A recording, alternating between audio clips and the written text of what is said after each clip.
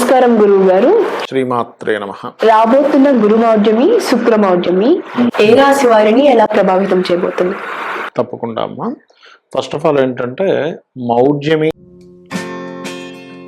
Hi, my name is Gautam and I actually stay in Malkajgiri itself. I had this back pain. It's been 1.5 years. I have tried many treatments like chiropathy, oil massage, physiotherapy especially, but it didn't work out as much like what I expected. I strongly suggest homeopathy. You people can carry on with the homeopathy. Area Malkajgiri and doctor name is like Nageshwar Rao and the clinic name is Neocare Homeopathy. అని చెప్పి చూసుకున్నట్లయితే దాన్ని శుక్రుడు, గురువు, శుభగ్రహాలు. ఈ శుక్ర గురువులు గనక రవికి కక్షలో కనుక కొంచెం దగ్గరగా వెళ్ళినట్లయితే దాన్ని మౌఢ్యమి అంటారు. ఓకే, ఆ మౌఢ్యమి అప్పుడప్పుడు ఏర్పడుతూ ఉంటుంది. ఆ సమయాల్లో ఈ శుక్రుడు, గురువు రెండు కూడా శుభగ్రహాలు అయినందుకు ఈ శుభగ్రహాల యొక్క దృష్టి గనక భూమి మీద సరిగ్గా లేనప్పుడు శుభకార్యాలు ఏవి కూడా ప్రారంభించరు. ఈ శుభకార్యాలతో పాటు మీరు అన్నట్టుగా ఒక్కొక్క రాశి నుంచి తీసుకుంటే లేదా ఒక్కొక్క లగ్నం నుంచి తీసుకుంటే ఒక్కొక్క లగ్నానికి ఒక్కొక్క రాశికి ఒక్కొక్క సంబంధించిన విషయంలో స్ట్రక్ అవ్వడము, ఆగడాలు జరుగుతుంటాయి దాని యొక్క భావాన్ని బట్టి. కాబట్టి ఒక్కొక్క దానికి ఒక్కొక్క పరిహారం ఉంటుంది. దానికి సంబంధించినటువంటిది కొన్ని విషయాలు జాగ్రత్త తీసుకోవాల్సిన అంశం ఉంటుంది. ఇప్పుడు గురువు గారు మిథున రాశి వారికి ఎలా ఉంటుంది? తప్పకుండా అమ్మా. మిథునం వారికి శుక్రుడు పంచమ వ్యయాధిపతి, గురువేమో సప్తమ దశమాధిపతి అవుతాడు. కాబట్టి ఏమిటంటే ఒక విషయం ఇక్కడ మిథునం వారు ప్రధానంగా జాగ్రత్త తీసుకోవాల్సిన, సహజంగానే మిథునం వారు అంటేనే కొంచెం క్యాలిక్యులేటివ్గా, తెలివితేటలుగా ఉండేటువంటి లక్షణాలు ఎక్కువగా ఉంటాయి మిథునం వారికి. వీరేంటంటే ఏదైనా ఇన్వెస్ట్మెంట్స్ చేసే విషయాల్లో కాస్త చూసి చేయాలి. శుక్రుడు ఇన్వెస్ట్మెంట్స్ కారకుడు అవుతాడు, 12వ అధిపతి అవుతాడు.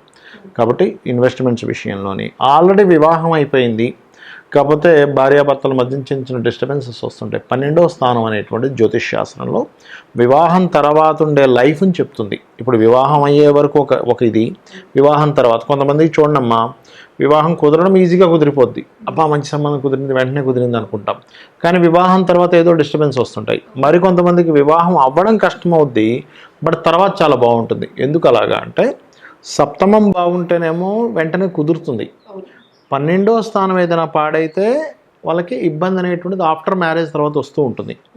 అందుకని ఇక్కడ గోచారంలో 12వ అధిపతి కంబస్ట్ అవుతున్నాడు. కాబట్టి మిథునం వారికి వివాహ జీవిత భాగస్వామితో ఉండే జాగ్రత్తలు అంటే ఏమిటి, చిన్న విషయాలకి అనవసరమైన ఈగోకుపోకుండా. ఎందుకంటే 12వ స్థానాధిపతి శుక్రుడు రవితో కంబస్ట్ అయి ఉన్నాడు కదా, అనవసరమైన ఈగోస్కి వెళ్తూ ఉంటారు. కాబట్టి అనవసరమైన ఈగోస్ విషయంలో జాగ్రత్తగా ఉండడము, కొన్ని నిర్ణయాలు తీసుకునే విషయంలో, ముఖ్యంగా క్రియేటివ్ ఫీల్డ్లో ఉండేటువంటి వారు, ఎందుకంటే శుక్రుడు క్రియేటివిటీకి కారకుడు కాబట్టి ఆ క్రియేటివ్ రిలేటెడ్ సంబంధించిన విషయంలో నిర్ణయాలు తీసుకునేటువంటి విషయంలో కొంతమంది చూడండి, సంతానాన్ని పొందేటువంటి అంశాలలో కొంతమంది డోనర్స్ దగ్గర కొన్ని మాట్లాడుకొని కొన్ని చేస్తూ ఉంటారమ్మా.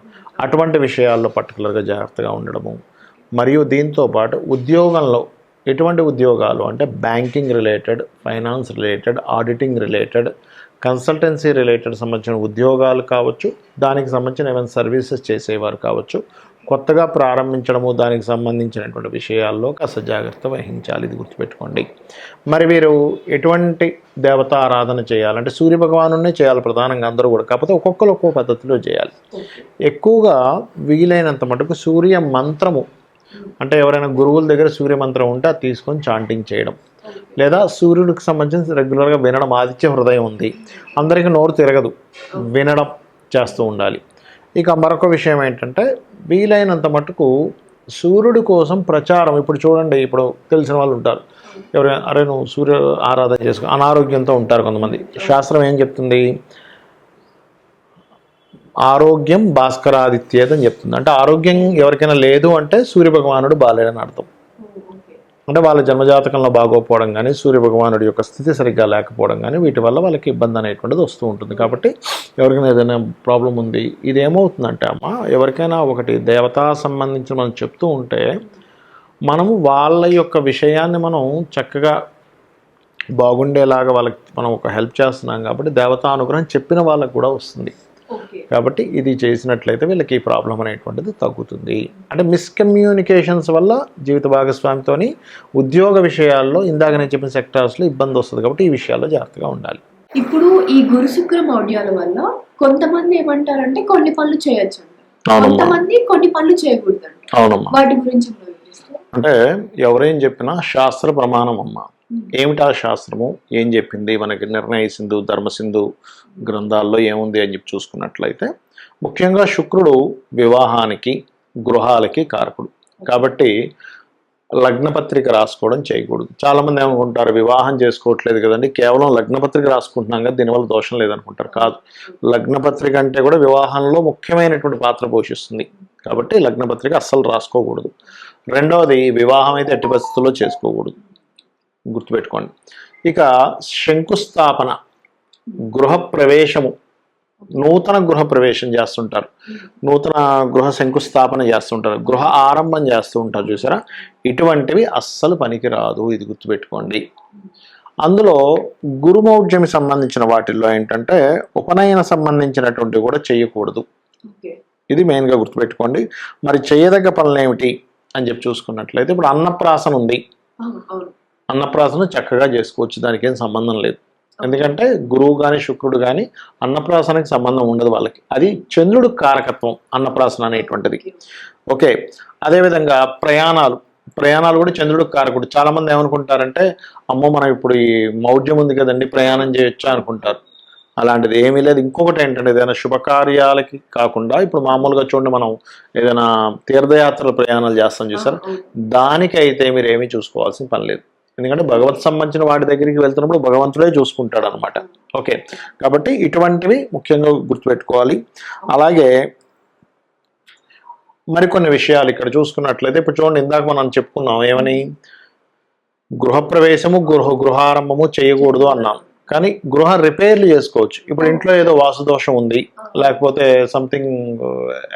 సంథింగ్ లోపల ఏదో ప్రాబ్లం ఉంది, బండలు పాడైపోయి, లేకపోతే బాత్రూంలో వాటర్కి సంబంధించిన ఏదో ప్రాబ్లం వచ్చింది, ట్యాప్స్ పాడయ్యాయి, అమ్మ మౌఢ్యమి కదా ఈ టైంలో చేయించుకోకూడదు అనేటువంటిది ఏమీ లేదు. ఇది గుర్తుపెట్టుకోండి. ఓకే, అదేవిధంగా మరికొన్ని విషయాలు కనుక చూసుకున్నట్లయితే ఇక్కడ ఆరంభం చేయకూడదు అన్నారు కదా, భూములు కొనొచ్చా లేదా అనేటువంటి సందేహం వస్తుంది కొంతమందికి. భూములు కొనడము చేయవచ్చు, అమ్మడము చేయవచ్చు, తప్పు లేదు. ఎందుకంటే భూమికి కారకుడు శుక్రుడు కాదు, గృహానికి శుక్రుడు. భూమికి కారకుడు బుధుడు కుజుడు అవుతారు, అంటే పొలాలు గట్రా వాటికి బుధుడు అవుతాడు. అదేవిధంగా ఈ యొక్క ల్యాండ్స్ కారకుడు కుజుడు అవుతాడమ్మా. కాబట్టి కుజుడు ఎక్కడ అవ్వట్లేదు కదా, ఎప్పుడు మీరు కొనకూడదు అమ్మకూడదు ఎప్పుడు చేయకూడదు, కుజుడు కంబస్ట్ అవుతాడు ఒక్కోసారి, అలాంటప్పుడు చేయకూడదు. ఓకే, అది గుర్తుపెట్టుకోండి. అలాగే మరొకటి ఏంటంటే ఇంకొంతమంది నేనంటే హాస్యాస్పదంగా ఉంటుంటుంది, ఉద్యోగంలో జాయిన్ అవ్వచ్చండి అని అడుగుతుంటారు మౌఢ్యంలో. ఉద్యోగానికి సంబంధం లేదు, చక్కగా ఉద్యోగం మారాలనుకుంటే మారచ్చు, కొత్త ఉద్యోగంలో జాయిన్ అవ్వచ్చు. ఇంకోటి శాస్త్రం ఏం చెప్తుందంటే ఉద్యోగం సంబంధించిన విషయంలో ఇన్నేమి చూసుకోవద్దు, ముందు ఉద్యోగం చాలా ముఖ్యమైనటువంటిది. కాబట్టి వీలున్నంత దగ్గరలో ఇప్పుడు ఒక ఉద్యోగం వచ్చింది, చాలామంది ఏం చేస్తారు, అమ్మో ఈ నెలంతా సరిగ్గా లేవండి నెక్స్ట్ మంత్ జాయిన్ అవుతా అంటాడు. కంపెనీ వాడు మీకోసం ఎందుకు వెయిట్ చేస్తూ కూర్చుంటాడు, తొందరలో టక్మని రేపుందా ఎల్లుండుందా ఏది బాగుంది వెంటనే జాయిన్ అవ్వాలి, కానీ దానికి ముహూర్తాలు అవన్నీ పెట్టుకుంటూ కూర్చోకూడదు. ఓకే, అది గుర్తుపెట్టుకోవాలి. అదేవిధంగా వాహన సంబంధించినవి మాత్రం కొంచెం ఒక మంచి, అంటే ఈ మౌఢ్యంలో కంపల్సరీ ఒక్కోసారి వాహనం కొనాల్సి వస్తుంది. శుక్రుడు వాహనానికి కారకుడు కొంతవరకు. అయితే శుక్రుడు ఒక్కడే కాకుండా చంద్రుడు కూడా వాహనానికి కారకుడు అవుతాడు మూమెంట్కి. కాబట్టి కొంచెం జాగ్రత్త తీసుకొని కొనాలి వాహనం విషయంలో. నూతన వస్త్రాలు కొనొచ్చా కొనకూడదా, నూతన ఆభరణాలు కొనొచ్చా కొనకూడదా, ధరించొచ్చా ధరించకూడదు, ఇట్లాంటి చాలా సందేహాలు ఉన్నాయి. వీటన్నిటికీ ఎటువంటి ఇబ్బంది లేదు అని చెప్పి శాస్త్రం మనకి చెబుతుంది. కాబట్టి ఈ విషయాలు ఖచ్చితంగా మనం పాటించాలి, ఈ విషయాలు పాటించకూడదు. కానీ ఒక్కొక్కసారి ఎలా ఉంటుందంటే ఖచ్చితంగా చేయాలండి. ఇప్పుడు కొంతమందికి ఎలా ఉంటుందంటే తండ్రి గతిస్తాడు, అప్పుడు ఈ మధ్యలో చేసేస్తే అయిపోద్ది, లేకపోతే సంవత్సరం దాటిపోతుంది అని ఉంటుంది, సంవత్సరం లోపల చేయాలి ఆడపిల్లకి అంటూ ఉంటారు. మరి అలాంటప్పుడు ఎలాగా, ఇంతకాలం మేము ముహూర్తాలు సంబంధాలు వెతుకుతుంటే అవ్వలేదు, కానీ ఇప్పుడేమో మౌఢ్యంలో వచ్చేసి అప్పుడు ఎలాగా అన్నప్పుడు ఇంట్లో పర్టికులర్గా సూర్యనారాయణమూర్తికి సంబంధించింది ఏదైనా సరే జపము చేయించుకొని, అంటే ఇంక తప్పదు అనుకున్నప్పుడు చేయించుకొని శుక్రబలము గురుబలము పెరగడానికి దక్షిణామూర్తి యొక్క ఆరాధన, అమ్మవారి యొక్క ఆరాధన చేసుకుని, ఏది ఇంకా కంపల్సరీ అయినప్పుడు నేను చెప్తున్నాను, అలాంటి ప్రక్రియ చేసుకొని అన్నదానము గోసేవ చేసి, గోవులు ఉంటాయి దేశీవాలి గోవు, వాటికి ఏదైనా తినిపించి అప్పుడు ఈ యొక్క దీంట్లో తప్పనిసరి ఉన్నప్పుడే తప్ప అదర్వైజ్ ఆపుకోవడమే మంచిది. అది. థ్యాంక్ యూ సో మచ్ గురువు గారు. మాకు తెలియని చాలా విషయాలు మీరు మాకు అందజేశారు. ఎలాంటి పనులు చేయొచ్చో, ఎలాంటి పనులు చేయకూడదో మీరు చాలా చక్కగా వివరించారు. మరియు ఎలాంటి రాసుల వారికి ఎలాంటి ప్రభావాలు ఉన్నాయో కూడా చాలా బాగా వివరించారు. Thank you so much. మీరందరూ ఇలాంటి విషయాన్ని తెలుసుకున్నారు కాబట్టి మళ్ళీ నెక్స్ట్ ఎపిసోడ్తో కలుద్దాం. శ్రీమాత్రే నమః.